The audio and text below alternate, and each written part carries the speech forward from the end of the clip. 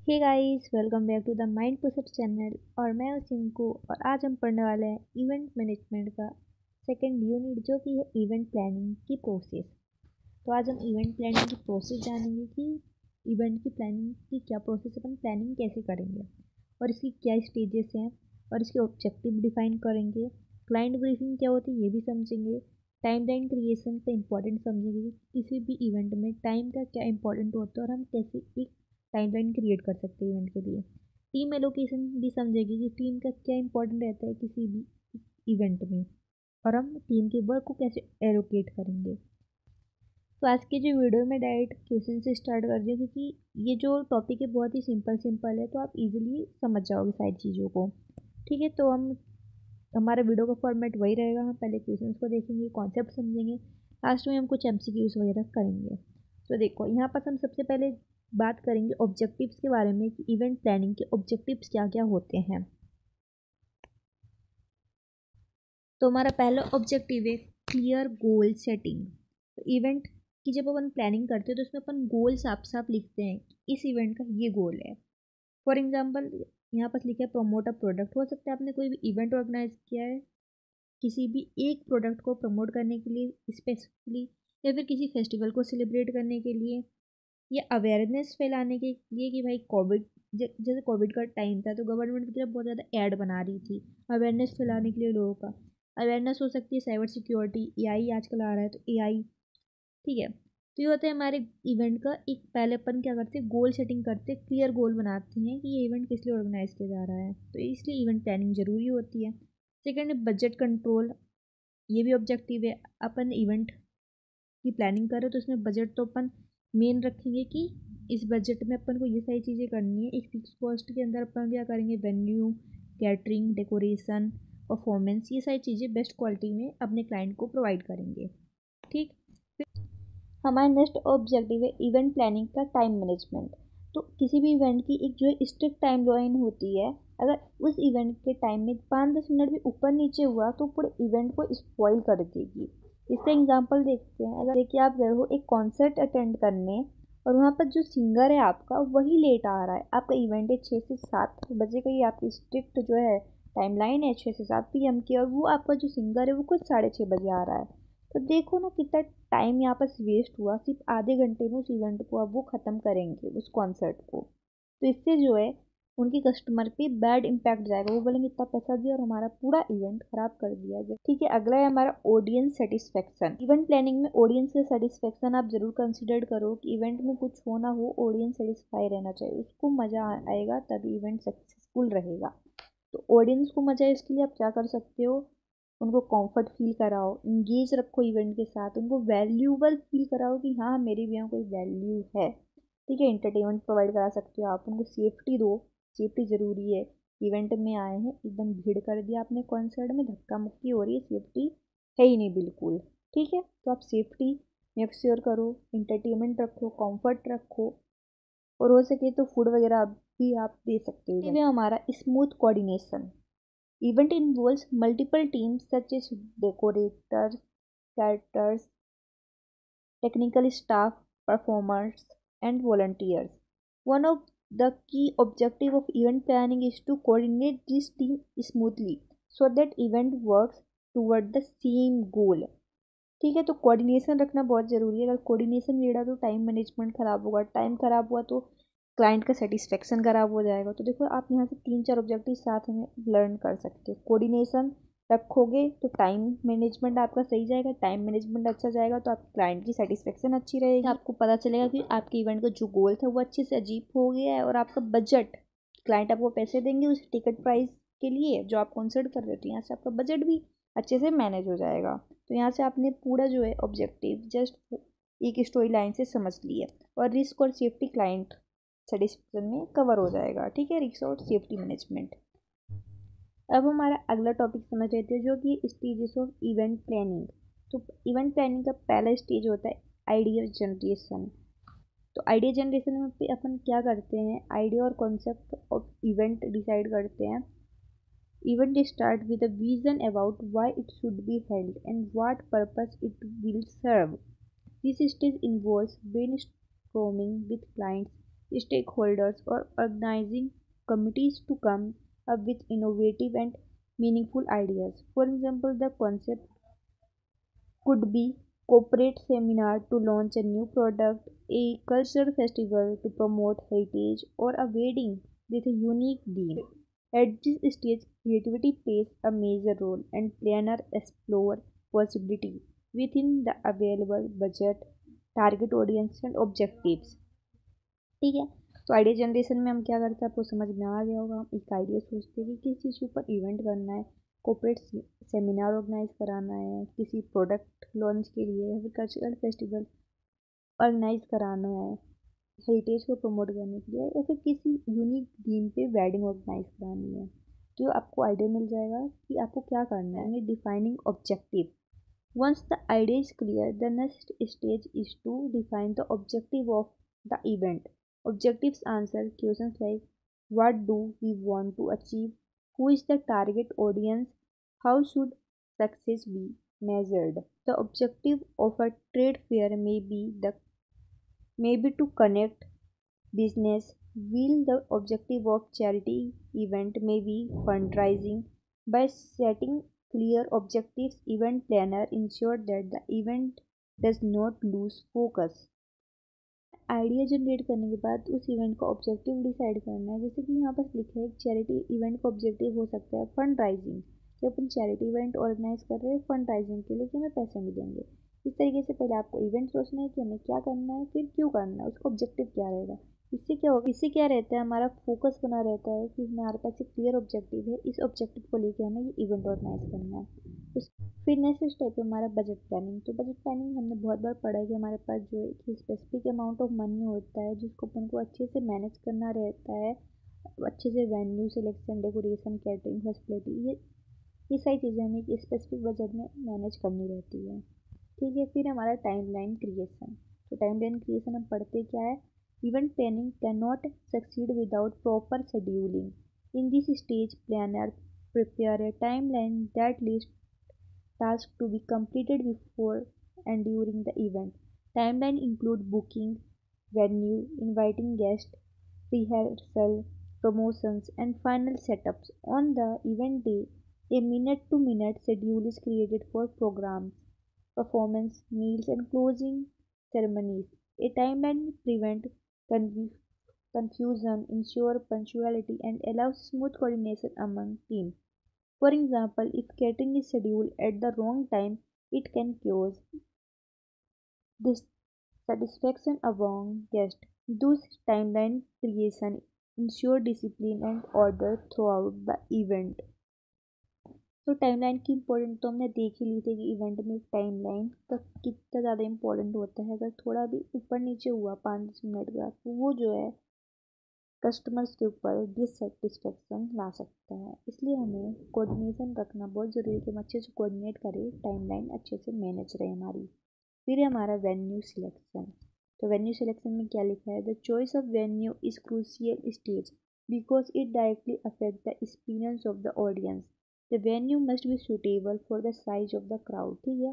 तो पहली चीज़ हमको वेन्यू सिलेक्शन के टाइम पे ये ध्यान रखना है कि क्राउड अच्छे से मैनेज हो जाए। जो भी हम प्लेस सेलेक्ट कर रहे हैं वहाँ पास स्पेस अच्छा खासा हो, साइज ठीक हो क्राउड के अनुसार। The type of event and the budget, पैसों में भी होना चाहिए। आपने कोई बिला बुक कर दिया, आपके बजट से बाहर है, ऐसा मत करो। एक अच्छा से ग्राउंड लो जिसमें अच्छे से क्राउड मैनेज हो जाए और आपके बजट में रहे। Event planner visit multiple location to evaluate facilities such as seating capacity, parking, accessibility, safety measures and technical support. ठीक है। तो वेन्यू सिलेक्शन के टाइम आपको ये सही चीज़ें अच्छे से ध्यान रखनी है।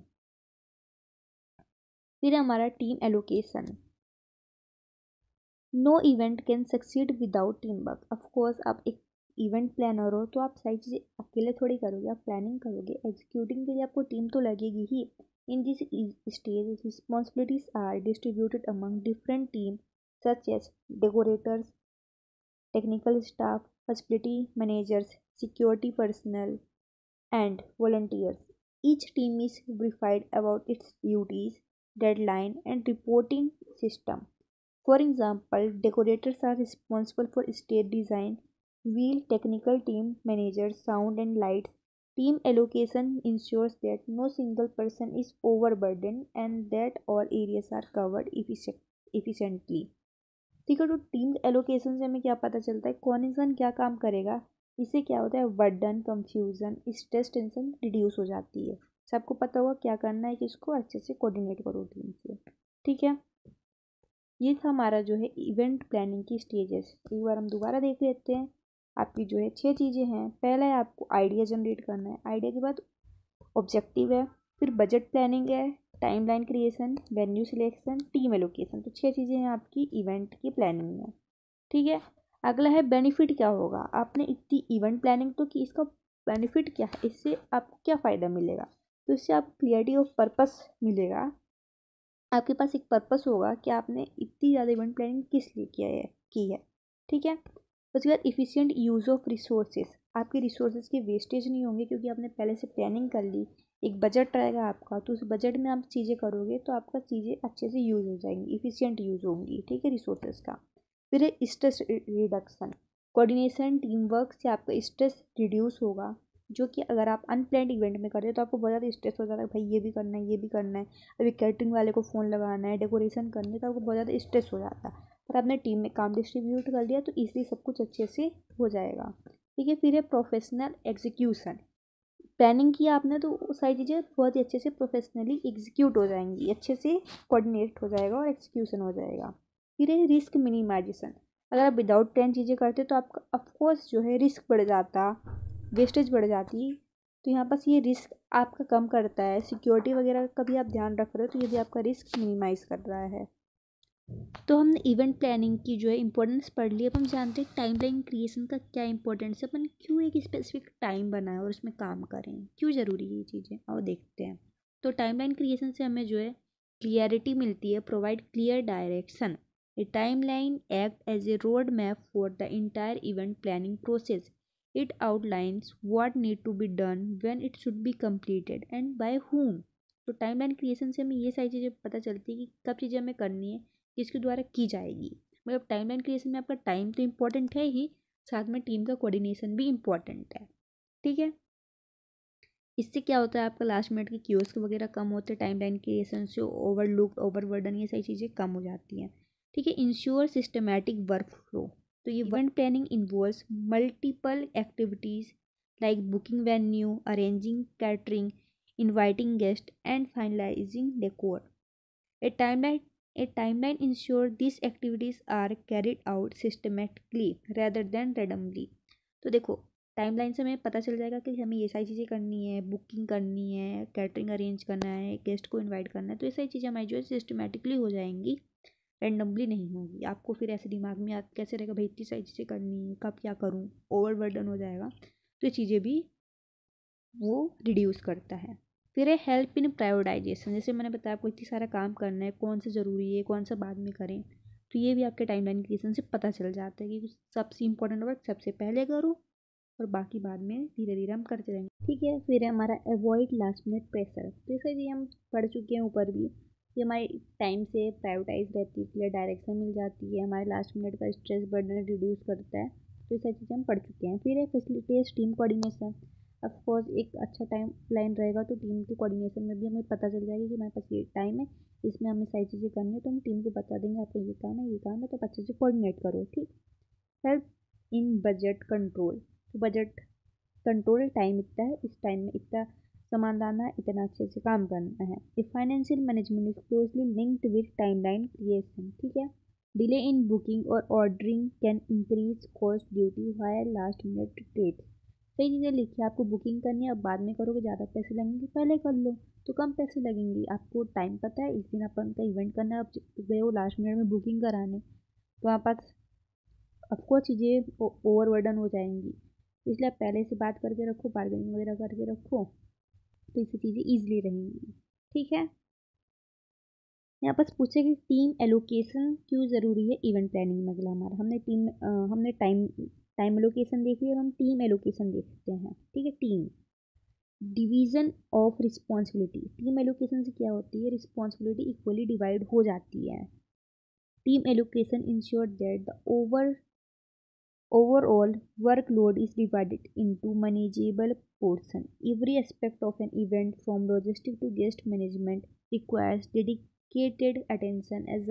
Assign specific roles, prevent confusion, and ensure that no single individual is overburdened with all tasks. ठीक है, तो इसमें आपकी रिस्पॉन्सिबिलिटी डिवाइड हो जाती है, जिससे ओवरबर्डन सबका कम हो जाता है और सारी चीज़ें स्मूथली हो जाती है. इंक्रीज इफिशियंसी कैसे बढ़ेगी आपको पता ही है ये. Encourages accountability. ठीक है, तो यहाँ पास हमने टीम डिस्ट्रीब्यूट की, टीम को एक काम दिया तो उस काम के लिए वो अकाउंटेबल है, तो इंकरेज अकाउंटेबिलिटी. ठीक है, अगर वो काम नहीं हुआ तो हम उस आदमी से जाके स्पेसिफिकली पूछेंगे क्यों नहीं हुआ, वो अकाउंटेबल है तो उसको काम अच्छे से करना पड़ेगा. फिर इम्प्रूव्स कोऑर्डिनेशन. टीम एलोकेशन से हमारा कोऑर्डिनेशन भी इम्प्रूव होता है. ये हम आगे भी पढ़े हैं, तो आगे बढ़ते हैं. आगे क्या दिया है, यूटिलाइजेस स्किल्स इफिशियंसी. ठीक है, ये एक अच्छा पॉइंट है, मैं आपको बताती हूँ. जैसे हमने सभी को अलग अलग काम दिया है, तो हमने जो काम जिसको दिया, लाइक हमने डेकोरेशन का काम जिसको दिया वो डेकोरेटिंग में एक्सपर्ट है, तो इसकी स्किल्स यूज़ हो रही है उस काम में, तो यहाँ से स्किल्स का अच्छे से यूज़ हो रहा है, सभी की स्किल्स का. फूड के लिए जो अपन ने मंगाया, कैटरिंग के लिए लोगों को बुलाया, तो कैटरिंग का काम वो अभी से थोड़ी कर रहे हैं, बट बहुत पहले से करते आ रहे हैं, तो उनको कैटरिंग में एक्सपीरियंस उस काम में, तो अच्छी क्वालिटी का फूड आपको प्रोवाइड करेंगे, तो यहाँ से सबकी स्किल्स यूज़ हो जाएंगी. फिर enhanced problem solving. Divided team can quickly address issues in their specific areas. If a problem arises in logistic or guest services, the respective team can act immediately without disturbing other departments. This localized problem solving makes the event more resilient. ठीक है, तो यहाँ से problem भी आपकी जल्दी solve हो जाएगी. किसी भी स्पेसिफिक पर्सन से रिलेटेड कोई प्रॉब्लम है तो वो जल्दी से सॉल्व कर देगा उसको. फिर हमारा अगला सवाल जो कि है इम्पोर्टेंस ऑफ क्लाइंट ब्रीफिंग. तो क्लाइंट ब्रीफिंग क्या होती है?